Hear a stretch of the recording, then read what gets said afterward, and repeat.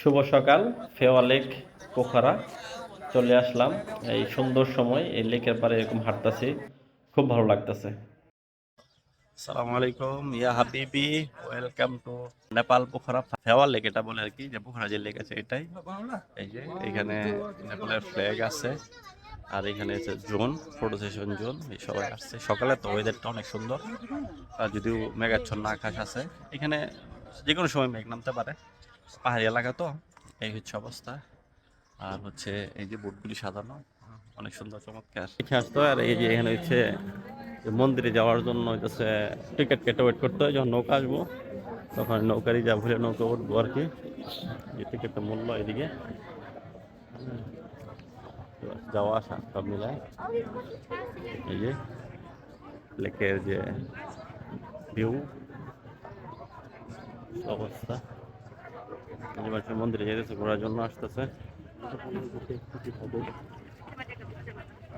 এই মন্দিরের জন্য নাকি আসে দর্শনের জন্য। ওয়েদার ভালোই, একটু মেঘ লাগা। লেক সাইড ভিউটা এরকম। ওই যে মাউন্টেন দেখা যাচ্ছে সিপাতে একটু একটু। এই যে সিকিউরিটি আছে নিরাপত্তার জন্য, চৌকি আছে এই পাশে, rescue team, photo session zone, flag এখানে ইংলিশে দিলে।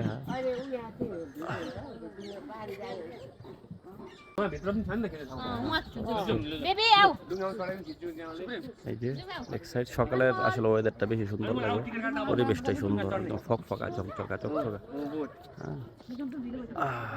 আর ওই যে ওই সাইডটা মাউন্টেন, বাট মেঘে ঢাকা পড়ছে আর কি। দিছিলাম ভিডিও করতে, সে স্লো মোশন করছে, ফ্ল্যাগটা খুব সুন্দর লাগছে। আর নেপালে একটা বিষয় হচ্ছে কি, তারা যেইখানেই যায় তারা ফ্ল্যাগ নিয়ে যায়, তারা তাদের সাথে ফ্ল্যাগ ক্যারি করে সব কিছু। মানে জিনিসটা খুব ভালো লাগছে। মোটরসাইকেল চালাইতেছে, তারা ফ্ল্যাগ নিয়ে যেতেছে, মানে অনেক, মানে তাদের আন্তরিক, যেমন সাদা সিধা মানুষ সেরকম তারা দেশপ্রেমিক মনে হয়েছে। कुछ बोलना चाहेगा? ছবি তুলবো, कुछ बोलो। কিছু বললো। हमारे देश में ऐसा है फेवा ताल देखियो। ওয়েলকাম। और ये चूड़ी है, वो ताल है, डूंगा है। आइए, ऐश करिए, मजा करिए। ऐसा मजा है हमारे नेपाल में। इंडिया में ऐसा मजा नहीं है। ये विदेश के बहुत चर्चित थाम है।